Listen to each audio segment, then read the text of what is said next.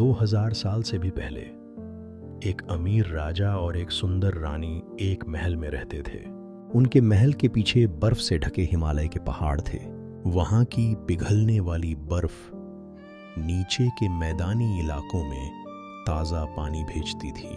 मीठे आम के पेड़ों के जंगल रंग बिरंगे पक्षियों के गीतों से भरे थे। वहां के खेत धान से लदे थे, इसलिए राजा के सभी लोगों के पास पर्याप्त भोजन था।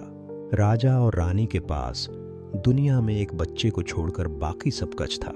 अपने सभी आशीर्वादों के साथ भी वे खुश नहीं थे, क्योंकि उनकी एक बच्चे की बड़ी प्रबल इच्छा थी। एक रात रानी को एक विचित्र स्वप्न आया। बर्फ की तरह एक सफेद हाथी, जिसकी सोने जैसी आंखें और चांदी के चमकने वाले दांत थे, एक ऊंचे पहाड़ से नीचे आया। उसकी सूंड में एक कमल का फूल था और वो जोर से चिंघाड़ता हुआ रानी की ओर दौड़ा। रानी डर गई, लेकिन सुंदर हाथी अचानक से रुका और उसने रानी को कोई नुकसान नहीं पहुंचाया। जब वो सुबह उठी तो रानी ने सपने का अर्थ समझने के लिए राज्य के सबसे बूढ़े और समझदार साधु को पहाड़ में उसकी गुफा से बुलवाया। रानी को यकीन था कि उसका सपना बहुत महत्वपूर्ण था। साधु ने सपने का मतलब समझाते हुए कहा कि रानी को जल्द ही एक बेटा होगा जो एक महान लीडर बनेगा। यह सुनकर राजा और रानी बहुत खुश हुए। जब बच्चे के जन्म का समय निकट आया तो प्रथा अनुसार रानी महल छोड़कर अपनी माता पिता के घर चली गई। लेकिन अभी वो ज्यादा दूर नहीं गई थी। जब रानी और उनकी दासियां फूलों के पेड़ों से भरे जंगल से गुजर रही थीं, तभी छोटे राजकुमार का जन्म हुआ। उसके बाल रात की तरह काले और चमकदार थे और उसकी त्वचा सुबह के सरज की तरह गहरे सोने जैसी चमक रही थी। जैसे ही वो पैदा हुआ, हाथियों का एक जोड़ा आया और उन्होंने बच्चे को अपनी सूंड से गर्म फिर ठंडे पानी से नहलाया। वृक्षों से सुगंधित पुष्प गिराकर उसे ढक दिया। छोटे बच्चे का रोना उतना ही मधुर था जितना कि उसके चारों ओर गाते हुए पक्षी का कलरव था। उसका नाम सिद्धार्थ गौतम था। हालांकि राजा को अपने छोटे बेटे को देखकर बहुत खुशी हुई, लेकिन उन्हें गहरा दुख भी हुआ, क्योंकि बच्चे की मां का केवल 7 दिनों बाद ही देहांत हो गया। राजा की बहन और कई दाइयों ने नवजात राजकुमार की देखभाल की। राजा ने राज्य के बुद्धिमान ब्राह्मणों को बुलाया ताकि वे बच्चे का भाग्य बता सकें। जब उनमें से सबसे बुद्धिमान ब्राह्मण ने बच्चे की जांच की तो उसने उसके छोटे पैरों के तलवों पर छोटे छोटे चक्रों का एक पैटर्न देखा। ब्राह्मण ने कहा, ये जीवन के चक्र का प्रतिनिधित्व करते हैं, जिससे हम में से कोई भी बच नहीं सकता। इन चक्रों का अर्थ है कि आपका बेटा महान भाग्य लेकर आएगा। राजा ने कहा, यह वही है जो पहाड़ वाले समझदार साधु ने भी कहा था, लेकिन कृपया मुझे ठीक ठीक बताइए कि मेरे बेटे की नियति क्या होगी। ब्राह्मण ने जवाब दिया, मैं आपको केवल इतना ही बता सकता हूं कि यदि राजकुमार सिद्धार्थ महल में रहेगा तो वह दुनिया का सबसे महान और शक्तिशाली राजा बनेगा। लेकिन यदि वह महल के बाहर गया तो वह एक भिखारी बनेगा। तब दुनिया का हर दुख उसे पीड़ित करेगा और वह उसे सहन करना मुश्किल पाएगा। यह सुनकर राजा ने कसम खाई कि वह राजकुमार सिद्धार्थ को कभी भी पीड़ा का सामना नहीं करने देगा और उसे महल की 4 दीवारी से बाहर नहीं जाने देगा। राजा ने 3 नए महल बनवाए, एक सर्दियों के लिए, एक वसंत के लिए और एक वर्षा ऋतु के लिए, जब महीनों तक बिना रुके बारिश होती थी। सभी महल खेल, मनोरंजन और मीठी सुगंध से भरे थे। वहां कहानीकार, संगीतकार और नर्तक थे ताकि राजकुमार कभी भी बोर न हो। राजकुमार के लिए दुर्लभ और स्वादिष्ट शरबत तैयार करने के लिए हर दिन पहाड़ों से बर्फ नीचे लाया जाता था और उसे फलों के रस के साथ मिलाया जाता था।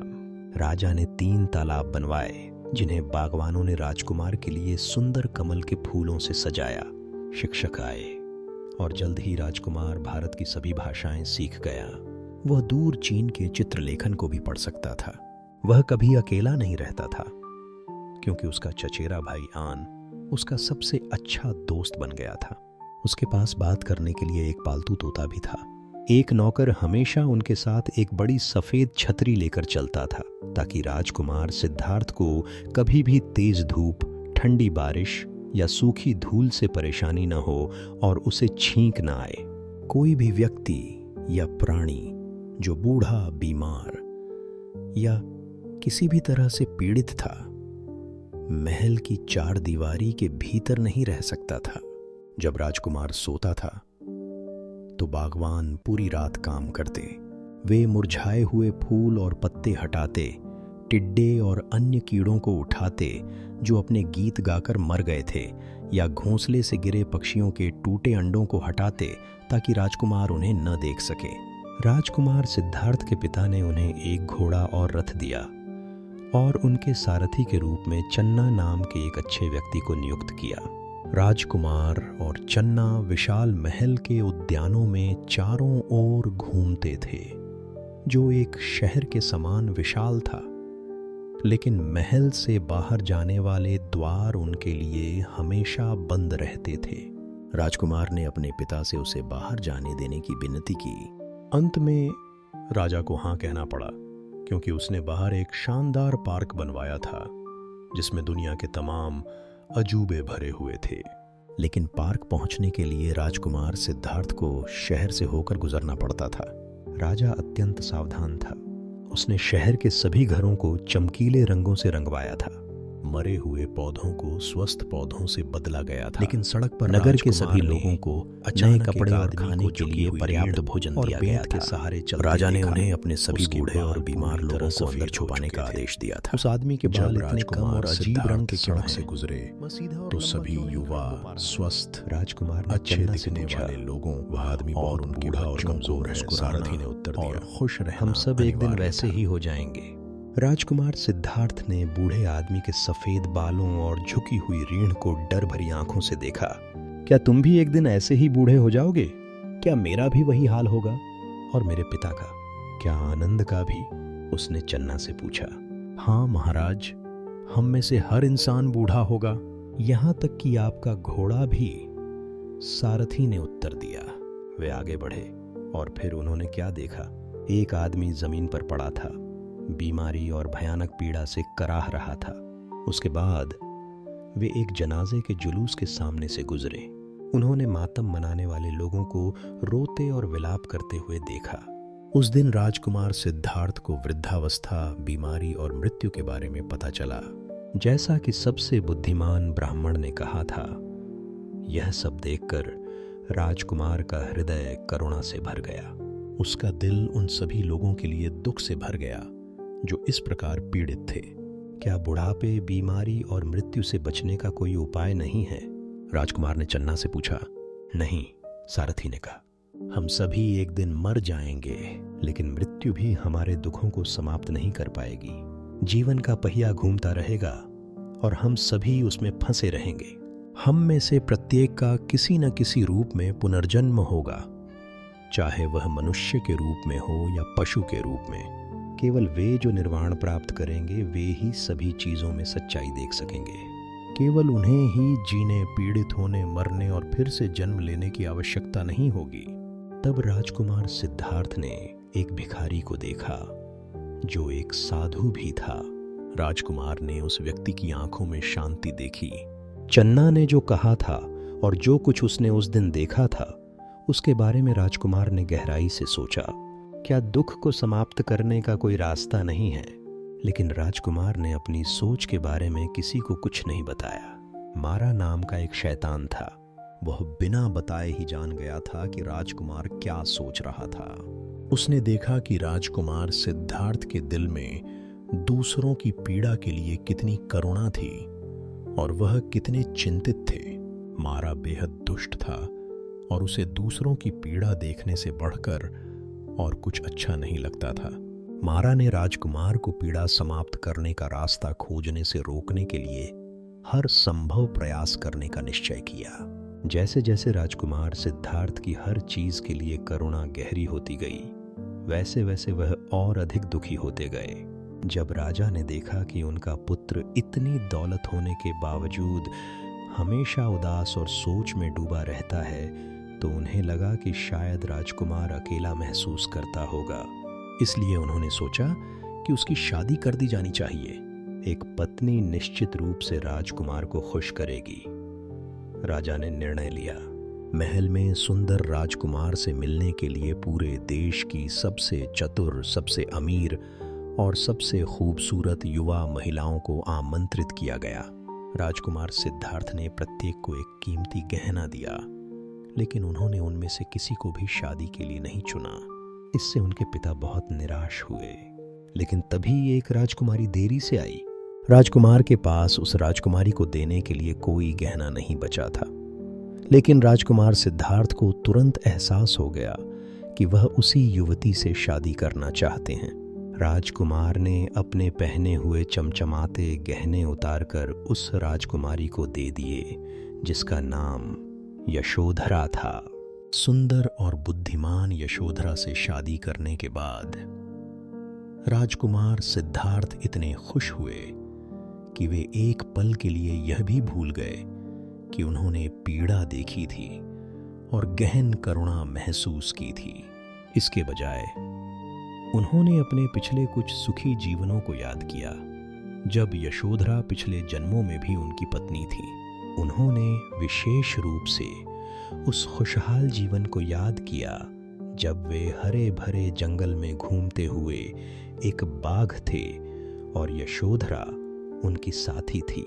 यशोधरा को फिर से पाकर राजकुमार बेहद खुश थे। एक शाम राजा ने हमेशा की तरह एक दावत दी। कलाइयों और पैरों में झनझनाती सुनहरी घंटियों वाली सैकड़ों नृत्यांगनाएं देर रात तक संगीत पर अपनी सुंदर भुजाओं को घुमाती और गोल गोल घूमती रहीं। लेकिन जब नृत्य बंद हो गया और सभी लोग बिस्तर पर सोने चले गए, तब राजकुमार सिद्धार्थ बेचैन हो गए। उन्हें नींद नहीं आई और वे महल के हॉल में घूमते रहे।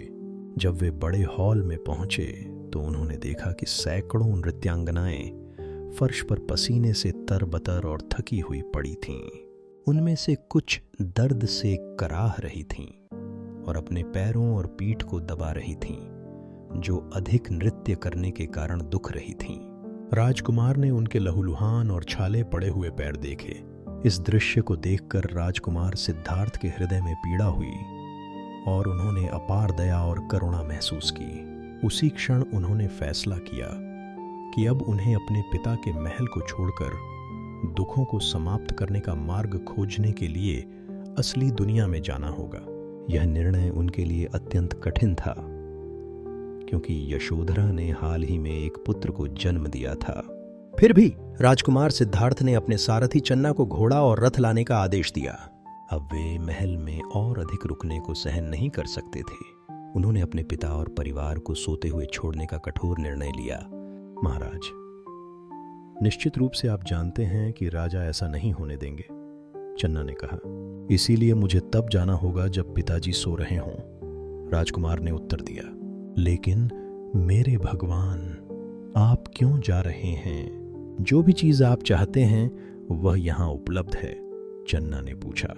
राजकुमार ने गंभीर स्वर में कहा, दुख को समाप्त करने का रास्ता खोजने के लिए मुझे दुनिया में जाना ही होगा। अब जल्दी से मेरा घोड़ा लाओ। चन्ना ने वैसा ही किया जैसा राजकुमार ने उसे आज्ञा दी। राजकुमार सिद्धार्थ अपनी पत्नी और बच्चे को अलविदा कहने का साहस नहीं जुटा सके। वो उन्हें बहुत प्यार करते थे। उन्हें पता था कि यदि यशोधरा उनसे रुकने की विनती करती तो वह कभी भी उन्हें छोड़ने का निर्णय नहीं ले पाते। जब उन्होंने अपनी खूबसूरत सोई हुई पत्नी और बेटे को देखा तो राजकुमार को एक अन्य प्रकार की पीड़ा का अनुभव हुआ, वियोग की पीड़ा। उन्होंने महसूस किया कि जिन्हें हम प्यार करते हैं उनसे अलग होना भी बुढ़ापे, बीमारी और मृत्यु की तरह दुख का कारण बन सकता है। मूर्ख, तुम एक महान और धनी राजा बन सकते हो, सारी दुनिया के शासक। जैसे ही चन्ना ने घोड़े की बागडोर संभाली, मारा ने फुफकारते हुए कहा। लेकिन राजकुमार सिद्धार्थ ने अपनी आंखें लगातार आगे रखीं और उस दुष्ट की ओर कोई ध्यान नहीं दिया। किसी चमत्कार से महल के द्वार बिना किसी आवाज के खुल गए और राजा को जगाए बिना राजकुमार बाहर निकलने में सफल रहे। घोड़े की टापें और रथ के पहिए भी शांत थे। जैसे ही राजकुमार सिद्धार्थ चांदनी में बाहर निकले, उनके रथ के पहियों के रास्ते में फूलों का मार्ग खिलने लगा। रथ तेजी से आगे बढ़ने लगा और मारा उनका पीछा नहीं कर सका। जल्द ही वे एक जंगल में पहुंचे। राजकुमार ने चन्ना से कहा, मेरे दोस्त, मुझे तुम्हें यहीं अलविदा कहना चाहिए। चन्ना रोने लगा, घोड़ा भी रो पड़ा। वह राजकुमार के पैर चूमने के लिए घुटनों के बल झुक गया। राजकुमार ने अपने राजसी वस्त्र और आभूषण उतार दिए और जंगल में चले गए, जहां उनकी भेंट एक शिकारी से हुई। उन्होंने उस शिकारी से उसका फटा हुआ पीला चमड़े का लबादा मांगा, जिसे शिकारी ने उन्हें दे दिया। इसके बाद राजकुमार सिद्धार्थ ने अपनी तलवार उठाई और अपने लंबे, रात के समान काले और चमकदार बाल काट डाले। फिर उन्होंने अपने कटे हुए बालों और तलवार को नदी में फेंक दिया। तभी उनके सामने एक भिक्षा पात्र प्रकट हुआ। अब वह राजकुमार सिद्धार्थ नहीं रहे, वह अब केवल गौतम थे, एक साधारण भिक्षु। जैसा कि सबसे बुद्धिमान साधु ने भविष्यवाणी की थी। जब यह सब हुआ तो मारा पहले से कहीं अधिक भयभीत हो गया। उसे लगा कि गौतम लोगों की पीड़ा को समाप्त करने का तरीका खोजने में सफल हो सकते हैं। यदि ऐसा हुआ तो मारा की सत्ता और ताकत समाप्त हो जाएगी। मेरी बात सुनो, अपने पिता के महल में वापस जाओ। क्या मैंने तुमसे नहीं कहा था कि तुम जल्द ही अब तक के सबसे महान और सबसे अमीर राजा बनोगे? पूरी दुनिया में सबसे शक्तिशाली शासक। मारा ने एक बार फिर फुफकारा, लेकिन गौतम ने उसकी बातों पर कोई ध्यान नहीं दिया और अपने लक्ष्य की ओर बढ़ते रहे। गौतम पहाड़ों पर एक गुफा में गए, जहां एक साधु रहता था। वहां 5 और युवक भी उनसे सीखने आए। साधु ने कहा कि उन्हें खुद को भूखा रखकर पीड़ा में रहना चाहिए, क्योंकि सत्य प्राप्ति का यही एकमात्र तरीका था। गौतम ने वैसा ही किया जैसा साधु ने उन्हें बताया। वह तब तक वहां बैठे रहे जब तक उनका पीला वस्त्र मैला और सड़ा नहीं गया। उनकी हड्डियां सख्त हो गईं और उनमें दर्द होने लगा। वह जल्द ही कंकाल जितने पतले दुबले हो गए। उनकी सुनहरी त्वचा सुस्त और धूल से भर गई। उनकी आंखें उनकी खोपड़ी के खोखलों की गहराई में डूब गईं, लेकिन वे अभी भी किसी तारे की तरह चमक रही थीं। फिर भी गौतम ने इस साधना से सत्य का सही मार्ग नहीं सीखा। उन्होंने केवल दर्द और पीड़ा को सहन करना ही सीखा। अब गौतम समझ गए कि सत्य का मार्ग न तो बहुत अधिक आनंद का था, जैसा उन्होंने अपने पिता के महल में सीखा था, और न ही यह बहुत अधिक पीड़ा का था। उन्हें लगा कि सत्य का मार्ग सुख और दर्द के बीच का एक मध्यम मार्ग था। पास के एक गांव में रहने वाली एक लड़की आई और उसने भूखे भिक्षु गौतम को कुछ मीठे चावल की खीर खिलाई, जो उसने मलाई से बनाई थी। खाना खाने के बाद गौतम की हड्डियों पर फिर से मांस चढ़ गया और उनकी सुनहरी त्वचा फिर से चमक उठी। गौतम खड़े हुए और वहां से चले गए, लेकिन अन्य 5 युवकों ने उनका मजाक उड़ाया। गौतम को देखो, उन्होंने कहा, देखो वह हमारी तरह पीड़ित होने से कैसे डरता है। उसमें एक साधु होने का साहस भी नहीं है। लेकिन गौतम ने उनकी बातों पर ध्यान नहीं दिया। वह भिक्षा पात्र लेकर आवश्यक भोजन की भीख मांगते हुए सत्य की खोज में अपने सफर पर आगे बढ़ते गए। गौतम तब तक चलते रहे जब तक कि वे एक विशाल फैले हुए महान बरगद के पेड़ तक नहीं पहुंच गए। वे पेड़ की शाखाओं के नीचे बैठ गए, अपने पैर मोड़ लिए, अपने हाथों को जांघों पर रखा, अपनी पलकें झुका लीं और ध्यान में मग्न हो गए। उन्होंने अपने महल के जीवन पर ध्यान केंद्रित किया, उन सब अनुभवों पर जो उन्होंने अपने कई जन्मों में जाने थे और उन पर भी जिन्हें वे कभी नहीं जान पाए थे। जैसे जैसे उन्होंने ध्यान किया, उन्हें यह समझ में आने लगा कि जिस चीज की शुरुआत होती है उसका अंत भी होना अनिवार्य है। उन्होंने देखा कि हर चीज का अपना धर्म या सत्य होता है और ब्रह्मांड में हर चीज में परिवर्तन अनिवार्य है। जैसे जैसे उन्होंने ध्यान को और गहरा किया, गौतम को सभी चीजों का अर्थ समझ में आने लगा। इस समझ ने उन्हें भीतर से शांति प्रदान की। अब उन्हें कोई पीड़ा महसूस नहीं हो रही थी।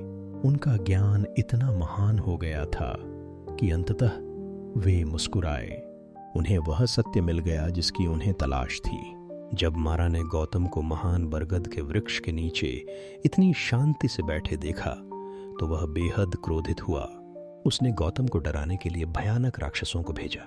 राक्षसों ने गौतम पर छलांग लगाई। वे जोर जोर से चिल्लाए और भयानक चेहरे बनाए, लेकिन गौतम ने उनकी उपेक्षा की। राक्षसों ने गौतम पर पत्थर फेंके, लेकिन जैसे ही वे पत्थर गौतम के पास पहुंचे वे कोमल फूलों में बदल गए। आखिर में गौतम ने अपनी हथेली को शांति से लेकिन दृढ़ता से पृथ्वी पर रखा ही उसी क्षण जमीन फट गई और मारा के सभी कुरूप राक्षस पृथ्वी की अंधेरी दरारों में गिरकर लुप्त हो गए। इसके बाद मारा ने गौतम को लुभाने के लिए अपनी खूबसूरत बेटियों को उनके पास भेजा, लेकिन शांतचित्त भिखारी गौतम ने उन पर कोई ध्यान नहीं दिया। तब मारा ने भयानक आंधी भेजी। महान बरगद के पेड़ की मोटी हरी पत्तियों के बीच से बारिश और ओले गिरे, परंतु उसी समय नागों का राजा आया और उसने अपने फन फैलाकर गौतम को सुरक्षित घेर लिया। सांप के चौड़े छपटे फन ने गरीब भिखारी को बारिश और ओलों से बचाया, ठीक उसी तरह जैसे उनके पिता के महल के बगीचे में सफेद छाता उन्हें सूर्य और बारिश से बचाया करता था। इस बार मारा ने हार मान ली। बरगद के पेड़ के नीचे 7 सप्ताह तक ध्यान मग्न रहने के बाद गौतम ने ज्ञान प्राप्त कर लिया। उन्होंने वह प्रकाश देखा जो सभी चीजों का सत्य दिखाता था। उन्होंने निर्वाण प्राप्त किया और उस शांति का अनुभव किया जिसने पीड़ा पर विजय प्राप्त की। गौतम ने उन सभी प्राकृतिक और आध्यात्मिक नियमों को समझा जो इस ब्रह्मांड को संचालित करते हैं। सबसे महत्वपूर्ण बात यह थी कि गौतम ने यह सारा ज्ञान अपने ही मन में पाया था। उन्होंने यह समझ लिया कि बुढ़ापा, बीमारी और मृत्यु हमेशा जीवन का हिस्सा रहेंगी।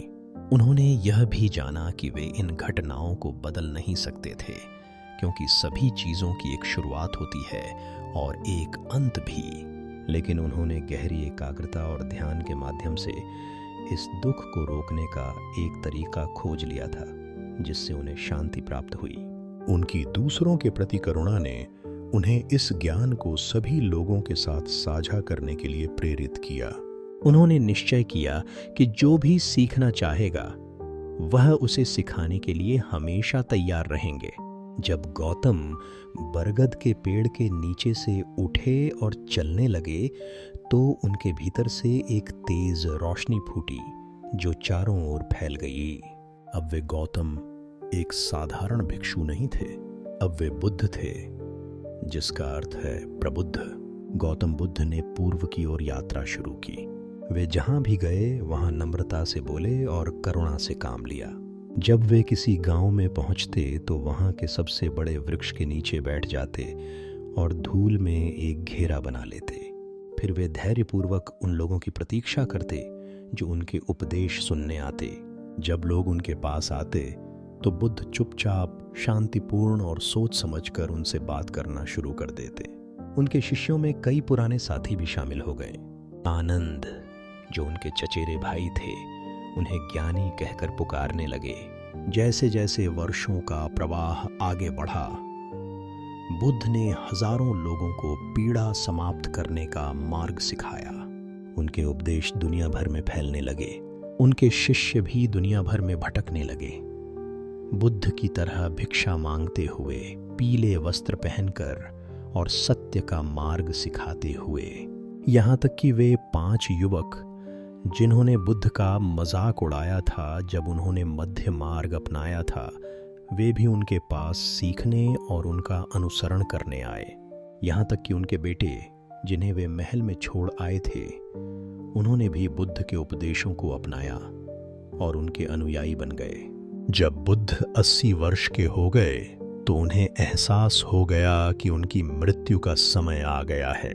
उस रात उन्होंने वह खाना खाया जो एक गरीब व्यक्ति ने उनके लिए अपने भिक्षा पात्र में छोड़ दिया था। या तो वह खाना सड़ा हुआ था या उसमें जंगल का कोई जहरीला मशरूम था। कारण चाहे जो भी हो, खाना खाकर बुद्ध गंभीर रूप से बीमार हो गए। आनंद ने बड़ी कोमलता और पूरी निष्ठा से उनकी देखभाल की, लेकिन इसका कोई फायदा नहीं हुआ।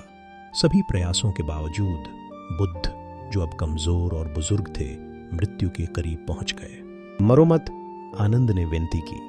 यदि आप हमें छोड़ देंगे तो हमें कौन शिक्षा देगा? कौन हमें निर्वाण का मार्ग दिखाएगा और वह ज्ञान देगा जिससे हम सभी कष्टों पर विजय प्राप्त कर सकें? बुद्ध मुस्कुराए और बोले, मेरे प्रिय मित्र, जब मैं मर जाऊं तो दुखी मत होना। याद रखना, सभी चीजें जो कभी शुरू हुई हैं उनका अंत भी होना निश्चित है। और क्या मैंने तुम्हें यह नहीं सिखाया कि निर्वाण का मार्ग तुम्हारे अपने भीतर है? तुम्हें उसे खुद अपने लिए खोजना होगा। आनंद ने आंसू भरी आंखों से सिर हिलाया। बुद्ध ने आगे कहा, अपने भीतर चमकने वाले प्रकाश को जलाए रखो, क्योंकि वही तुम्हें सत्य की ओर ले जाएगा। फिर मुस्कुराते हुए बुद्ध ने अपनी आंखें बंद कर लीं और अपने अंतिम क्षण में पूर्ण शांति के साथ निर्वाण प्राप्त किया।